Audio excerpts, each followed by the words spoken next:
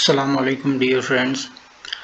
पिछली वीडियो में हमने इस बात को डिस्कस किया था कि वक़ूआ के बाद पुलिस ऑफिसर मौके के ऊपर जाता है और वहाँ पर रुई खून आलूद और खौल अपने कब्ज़े में लेता है और उस जगह का जाए वक़ूआ का नक्शा बनाता है।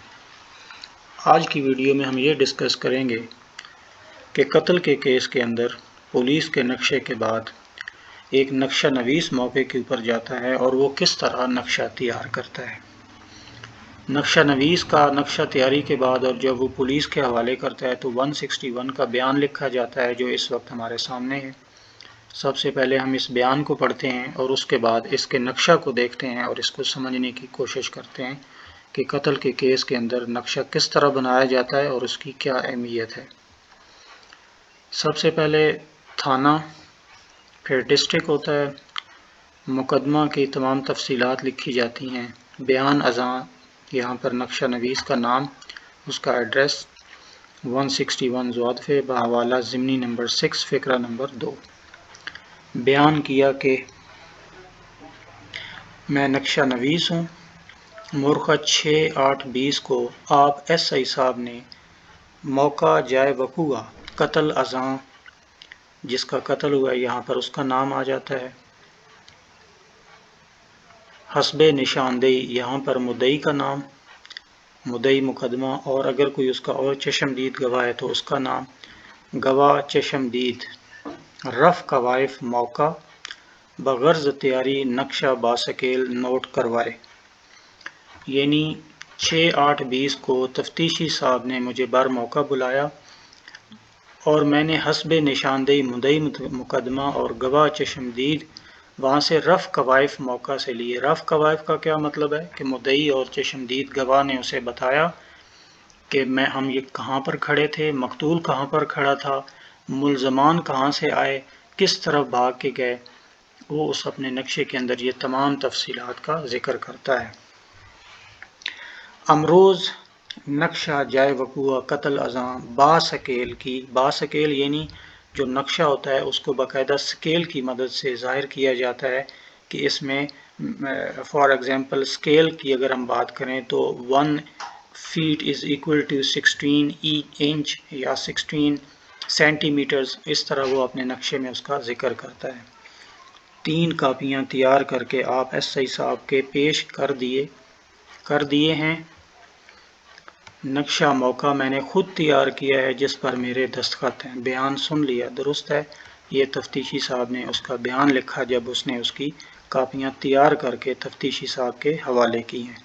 अब हम देखते हैं कि नक्शा नवीस किस तरह एक नक्शा बासकेल तैयार करता है। ये इस वक्त हमारे सामने नक्शा बासकेल है जिसको हम समझते हैं कि ये किस तरह बनाया जाता है। ये आप देख रहे हैं, मैं इसको थोड़ा जूम कर रहा हूँ।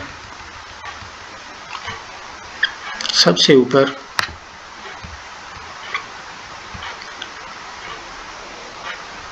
नक्शा बासकेल तैयारी हस्ब हिदायत पुलिस जनाब SI साहब इंचार्ज सर्कल डिस्ट्रिक्ट, और ये यानी ऑन डायरेक्शन ऑफ पुलिस ये नक्शा तैयार हो रहा है। निशानदेही अज़ां और निशानदेही यानी on pointation of complainant and witnesses, मुद्दई मुकदमा, गवाह चशमदीद, जाए मकाम कत्ल अज़ां यानी जिस जगह कत्ल हुआ है मैं उसका नक्शा तैयार करने लगा हूँ इन 2 बंदों की निशानदेही के ऊपर, और हस्ब हिदायत पुलिस, मकाम वक़ूआ चौक पूरा डिस्ट्रिक्ट बताएगा, FIR नंबर्स तफसील आ जाएगी। ये नक्शा बासकेल यानी स्केल से तैयार किया गया है और इस स्केल में जो उसने यूज़ किया है scale 1 inch is equal to 1 feet 10 inches, ठीक है, या 1 मीटर 10 इंचेस इसको आप कह सकते हैं। तो एग्जैक्टली वही उसको पैमाइश करके इस नक्शे को तैयार किया गया है। अब हम इस नक्शे को समझने की कोशिश करते हैं। ये जूम करता हूँ मैं इसको। ये फ्रेंड्स नक्शा आपके सामने आ गया है। इसके ऊपर आप सबसे पहले पॉइंट्स को देखें 1 2 3 4 5 6। अब हम मकाम नंबर 1 जो है ये आपने ज़हन में रखना है कि इस जगह मकतूल खड़ा था, इस जगह वो कत्ल हुआ है। North, south, west, east. यहाँ पे जो 1 नंबर है ये गली है, ये गली एक किसी और गांव को जा रही है। इस साइड पे बाकायदा नाम लिखा होता है कि ये किस तरफ जा रही है। इस गली की विड्थ जो है वो 20 फीट है। ये चौक का वहाँ पे है जिसका कोई मखसूस नाम है। यहाँ पे फिर लिखा हुआ है गली और इसकी विड्थ जो है वो 20 फीट है। ये विलेज, इस गांव का क्या नाम है वो यहाँ पर लिखा हुआ है। इसके अगर हम नॉर्थ की तरफ देखें, यानी जाए वकूआ के नॉर्थ साइड पे ये हाउस ऑफ आशिक है। फिर ये एक और गली है, यहाँ पे ये निशान लगा हुआ है एरो का कि ये किस तरफ जा रही है। इस गली की जो वाइड है वो 16 फीट है। और इसी तरह ये आगे एक और बंदे का घर है। इसी तरह हम इस नक्शा के अगर साउथ में जाएं तो आप मुलाहिज़ा करेंगे कि ये शॉप है, ये भी शॉप है, ये ओपन प्लॉट है, ये भी शॉप है। ये एक और गली है, ये 18 फीट जो है ये इसकी चौड़ाई है। और ये आप देखेंगे कि ये मेन गली है। फिर ये यहाँ पे उसने ड्रेन हमें शो किया है, ड्रेन है, बाकायदा इसकी विड्थ बताई है 1 फीट 6 इंच। और ये एक जो है ये पैसेज है, कच्चा रास्ता कह लें, ये 4 फुट चौड़ा है। ये इसी तरह ये जो शॉप्स हैं बाकायदा इनके आगे नाम लिखे हुए हैं। और ये इस तरह हमें नक्शा उसने बना के जाए वकूआ को समझाने की कोशिश की है। अब हम इन पॉइंट्स को समझते हैं। पॉइंट नंबर 1 जो है इस पे वकूआ हुआ है यानी मर्डर हुआ है 2, 3, 4, 5, 6। इस नक्शा को तैयार करने के बाद इन पॉइंट्स की बाकायदा वजाहत की जाती है, जो अपने नोट्स देता है नीचे कि 1 से क्या मुराद है, 2 से क्या मुराद है, 3 से क्या मुराद है, और अपने टोटल तमाम पॉइंट्स को वो नंबर वार उनको एक्सप्लेन करेगा और इनको फिर वो अपने सिग्नेचर भी नीचे करेगा। आइए देखते हैं कि इस नक्शे को सामने रख के, ज़हन में रख के अपने नोट्स में वो क्या कह रहा है। ये हमारे सामने उन तमाम पॉइंट्स की एक्सप्लेन कर दिया पटवारी साहब ने और नक्शा नवीस ने। आइए इसको समझते हैं कि इसमें वो किस तरह उनकी वजाहत करते हैं। तशरी नुकात उन्होंने अपनी कर दिए। ये मकाम नंबर 1 यानी जो नक्शे में 1 शो किया है, यहाँ पे वो लिख रहे हैं मकाम नंबर 1 से मुराद ये उस जगह का नाम बता रहे हैं जहाँ पे मकतूल का रक्षा के इंतज़ार में खड़े होना और मुल्ज़िम, अब मुल्ज़िम ये है मुसल्ला पिस्टल के फायर लगने से मजरूब होकर गिरना, इसी मकाम से बहालत मजरूबी बराए इलाज मुआलजा THQ अस्पताल ले जाना, इसी मकाम से दौरान मुलाहिज़ा मौका खौल और रूई खून आलूद उठाकर बाद पार्सल तैयार सर बमौर बजरिया फ़र्द कब्ज़ा पुलिस में लिया गया।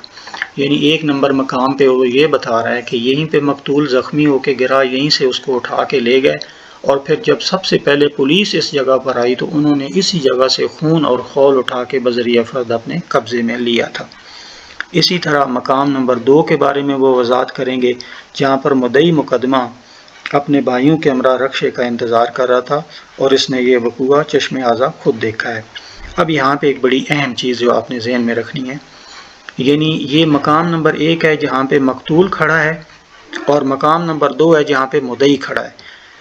मकाम नंबर 1 और 2 का दरमियानी फासला 2 से 3 फीट है, ठीक है।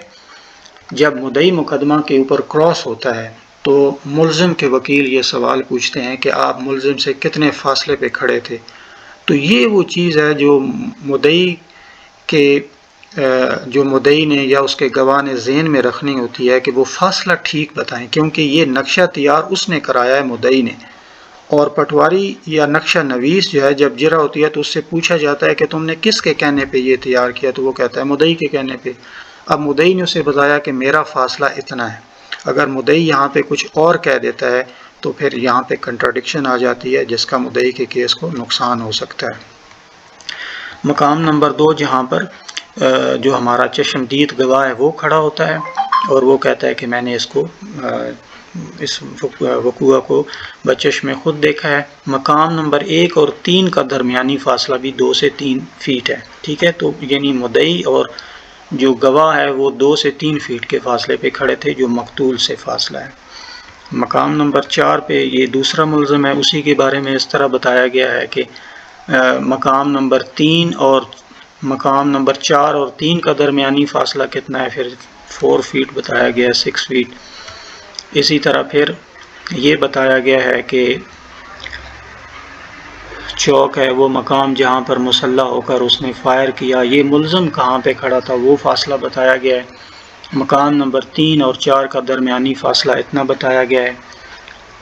डियर फ्रेंड, एक चीज़ यहाँ पे और बताता चलूँ कि ये मकाम नंबर 1 और ये मकाम नंबर 5 जो है, यानी मुल्ज़िम और मकतूल का जो फासला है, ये बड़ा अहम होता है, क्योंकि मुल्ज़िम ने जितने फासले से खड़े होकर फायर किया है, पोस्टमार्टम रिपोर्ट के अंदर उस फासले के हिसाब से अगर जो फायर लगने के नताइज हैं, जो उसकी आगे कॉन्सिक्वेंसेस हैं, वो सामने नहीं आ रहे, तो इसका भी नुकसान हो सकता है। मैं आपको छोटी सी मिसाल देता हूँ कि अगर मुद्दई कहता है कि मुल्ज़िम और मकतूल का आपस में फ़ासला 2 से 3 या 4 फीट था, तो उसके जो ज़ख़म होता है उसके ऊपर ब्लैकनिंग आ जाती है। लेकिन अगर फ़ासला ज़्यादा है तो वो ब्लैकनिंग नहीं आएगी।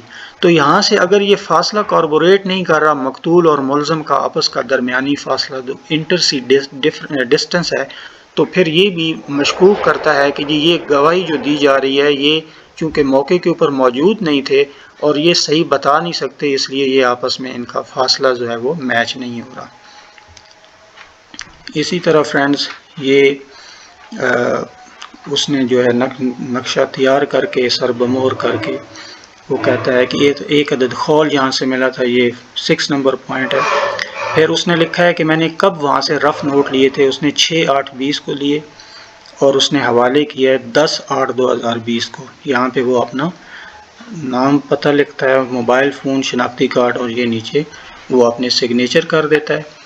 इस नक्शा की तैयारी के बाद ये नक्शा वो पुलिस जो आईओ होता है उसके हवाले करता है और पुलिस उसका बयान लिखती है, जो मैंने सबसे पहले इस वीडियो में आपको दिखाया है। तो फ्रेंड्स, उम्मीद करता हूँ कि आज के इस लेक्चर से आपको नक्शा नवीस के नक्शा बास्केल बनाने का जो तरीका है और उसकी जो अहमियत है वो समझने में हेल्प मिली होगी। इंशाअल्लाह अगली वीडियो में आपसे जल्द मुलाकात होगी। तब तक इजाज़त दीजिए। अल्लाह हाफ़िज़।